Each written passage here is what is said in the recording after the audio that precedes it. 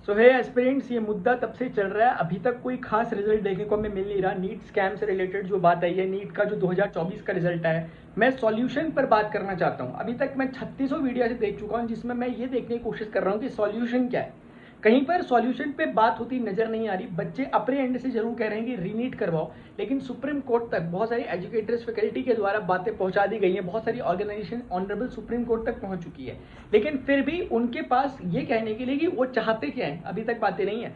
सिर्फ हमारे पास क्वेश्चंस हैं, हमारे पास समाधान के लिए बातें नहीं है। हमारे पास क्वेश्चन जरूर है कि हम पूछ रहे हैं कि भाई एनटीए बताए कि ग्रेसिंग मार्क का सिस्टम क्या था, पेपर लीक हुआ था तो उसका क्या हिसाब किताब है, ओएमआर जो स्कैनिंग हुई है उसमें जो गलती हुई है उसका कौन जिम्मेदार होगा, और ऐसी ही तरह की और भी बहुत सी चीजें कि जो टॉपर्स आए हैं वो एक ही सीरियल नंबर के आ चुके हैं। और इस तरह की जितनी भी क्वेरीज है हमारी, जितने हमारे प्रॉब्लम्स हैं, हम पूछ चुके हैं अब तक एनटीए से, लेकिन अभी तक हम एक सब्सटीट्यूटरी सॉल्यूशन के बारे में बात नहीं कर पा रहे हैं। मैंने अभी तक यही देखा। अगर आपको लगता है कि कोई सॉल्यूशन था तो प्लीज आप नीचे कमेंट सेक्शन में जरूर बताओ। मैं तब से बहुत बार चिल्ला चिल्ला की बात कह चुका हूं, मैं दोबारा कहना चाहता हूं। मैं सोच रहा हूं कि अब ना बोलूं, लेकिन अल्टीमेटली क्योंकि सॉल्यूशन दिख नहीं रहा, तो इससे नुकसान ओवरऑल स्टूडेंट्स कम्युनिटी का है। क्योंकि जितना लंबा मामला खिंचता रहेगा, ये समझ लो कि आपका केस उतना ज्यादा कमजोर पड़ता रहेगा। और अब ये वो टाइम नहीं है कि हम अभी सिर्फ यही उन्हीं बातों को, मुद्दों को गरमाते रहें, क्योंकि हमें पता है कि स्कैम हुआ है, हमें पता है कि चीटिंग हुई है, पटना पुलिस ने एफआईआर लॉन्च की थी, वो सब बातें हमें पता है। उसके बावजूद हमें यह भी पता है कि ग्रेसिंग सिस्टम पूरी तरीके से खराब है। ग्रेसिंग सिस्टम में पता नहीं चल रहा कि किस आधार पे 1563 बच्चे को, अगर हम एनटी के डेटा को ले, उन्होंने ग्रेस दिया है, जिसके कारण बहुत से ऐसे बच्चे जो 715 15 नंबर ला रहे हैं, वो भी एक कुछ अच्छी रैंक नहीं ले रहे, 300 300 400 रैंक में वो बैठे पड़े हुए हैं। तो इसका सॉल्यूशन क्या है, मैं फिर से दोहरा देना चाहता हूं अपने सॉल्यूशन को, जो मैं बोल रहा हूं। मैं चाहता हूं कि ये बात हर एक तक पहुंचे, जो जो लोग कोर्ट तक जा रहे हैं उन तक भी इस बात को पहुंचाया जाए। अपने जो भी आपकी सीनियर लोग हैं उन तक इस बात को पहुंचाए। मैंने पहले ही कहा, रीनीट इसका सॉल्यूशन नहीं है। अब मैं जानता हूं, जब मैं ऐसा कहूंगा, मेजोरिटी ऑफ बच्चे, लगभग 22-23 लाख बच्चे हैं जो रीनीट के फेवर में है। वो सारे बच्चे हो सकता है मुझे गलत साबित करें, वो कह सकते हैं कि रीनीट इसका सॉल्यूशन नहीं है, तो फिर क्या इसका सॉल्यूशन है। तो मैं इसका सॉल्यूशन साथ में बता रहा हूं, ध्यान से सुने। मैंने पहले भी बोला था रीनीट सॉल्यूशन नहीं है, लेकिन #NEET2 इसका सॉल्यूशन हो सकता है। नीट 2 का मतलब ये है, क्योंकि रीनीट इसका सॉल्यूशन क्यों नहीं है, सबसे पहले ये समझ लें। रीनीट सॉल्यूशन इसलिए नहीं है क्योंकि 700 नंबर लाने वाला, 710 715 नंबर लाने वाला बच्चा, 716 नंबर लाने वाला बच्चा कभी भी रीनीट के लिए तैयार नहीं होगा, क्योंकि उसने रगड़ के मेहनत की थी 4-5 साल अपने पिछले 4-5 सालों में। वो आप मुझे खुद बताएं, आप मुझे जस्टिफाई करें कि वो क्यों तैयार होगा। अगर आपको लगता है कि एंटी की गलती है, तो वो बच्चा भी यही सवाल करता है कि भाई सब कुछ ठीक है, ग्रेसिंग मिली जिसको मिली, ठीक है, पेपर लीक हुआ, ठीक है, लेकिन मैं तो गुनहगार नहीं था, मैं नहीं था, तो मेरे साथ ऐसा क्या अन्याय हो रहा है कि मैं रीनीट दोबारा दूं। तो ऐसी सिचुएशन में हम उससे कह रहे हैं कि भाई अगर तुमने पढ़ा लिखा है, तुम्हें देने में दिक्कत क्या है। वो बोल रहा है कि दिक्कत का सवाल नहीं है, मेरी गलती क्या है मुझे बताओ। अगर आप खुद सोचो, आप उसके प्लेस पर हो, क्योंकि मेरे पास ऐसे बहुत से बच्चे हैं, ऐसे बच्चे अगर है मेरे पास, अगर 50 बच्चे ऐसे वाले हैं जो कह रहे हैं रीनीट हो, तो उनमें से एक बच्चा ऐसा है जो कहता है ना हो रीनीट, जो कि 700 प्लस नंबर ला रखा है।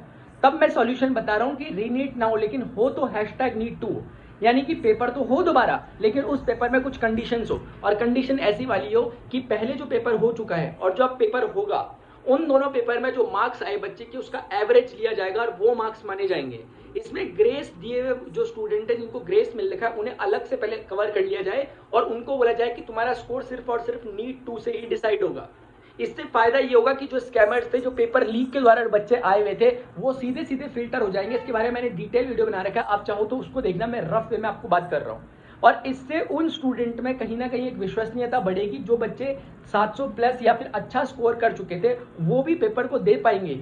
यानी मैं कह रीनीट 2 के, मैं रीनीट के लिए कह रहा हूँ, लेकिन मैं कह रहा हूँ उसके साथ कंडीशन को डालो जबरदस्ती, क्योंकि मैं खुले तौर पे कह देना चाहता हूँ, जिसको अब इसमें बुरा मानना हो मान ले, क्योंकि 100 नंबर लाने वाला बच्चा भी आज रीनीट के लिए आवाज उठा रहा है। अब आप मुझे ये बताओ कि 100 नंबर लाने वाला बच्चा अगर रीनीट के लिए आवाज उठा रहा है, तो उससे हो क्या जाएगा। क्या वो पेपर देके आपको लगता है कि दोबारा से स्कोर कर लेगा ठीक ठाक सा? वो नहीं कर पाएगा। जो भी जेन्युइन स्टूडेंट है, अगर आपको मेरी बात गलत लग रही है, जस्टिफिकेशन के साथ अपनी बात लिखना, अपनी बात को लॉजिक के साथ लिखना। मैं प्रॉपर लॉजिक के साथ बोल रहा हूं कि रीनीट नहीं बल्कि #NEET2 सॉल्यूशन है, जिसमें हर तबके का बच्चा, चाहे वो 500 नंबर लाया हो, चाहे वो 700 प्लस लाया हो, हर बच्चा से सेटिस्फाई है। अगर आपको लगता है मेरी बात गलत है, तो आप मुझे कमेंट में ये बताने की कोशिश करो कि किस आधार पर बात गलत है। और अगर आपको लगता है कि बात सही है तो इस चीज को सर्कुलेट करो, क्योंकि इससे रिजल्ट आएंगे।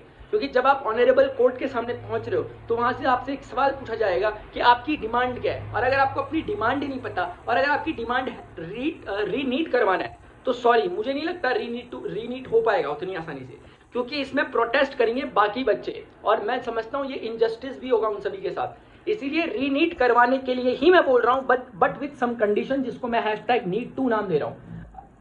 अगर आपने डिटेल में इस चीज को समझना चाहते हो, मैंने डिटेल में 20 मिनट के वीडियो में इस चीज को डिस्क्राइब किया हुआ है कि क्या मैं कहना चाहता हूं पूरी बात को। मेरी बात को मिस इंटरप्रेट ना करा जाए, बस मेरी इतनी गुजारिश है। जो मैं कहना चाहता हूं उसके एजेंस को समझा जाए। अगर मेरी कही गई बात में कोई आपको गलती लगती है तो उसको बताया जाए, ताकि मैं समझूं कि यहां पर गलती है, उसे शॉर्ट आउट कैसे किया जाए। कई बार चीजें मिसअंडरस्टैंडिंग के कारण मिस इंटरप्रेट हो जाती हैं, जिसके कारण बहुत सारी चीजें हो जा रही है। तो मुझे प्लीज आप बताएं कि नीचे कमेंट सेक्शन में कि आप नीट के साथ हैं या #NEET2 के साथ हैं। मैं समझता हूं जो भी ईमानदार बच्चा होगा, जेन्युइन जो भी बच्चा होगा, वो NEET2 पर ही जाना पसंद करेगा, #NEET2 पर, क्योंकि उसी में वो तरीका है जिसमें हम फिल्टर कर सकते हैं सभी स्कैमर्स को और प्रिजर्व कर सकते हैं सभी अच्छे जेन्युइन स्टूडेंट्स को। Good bye.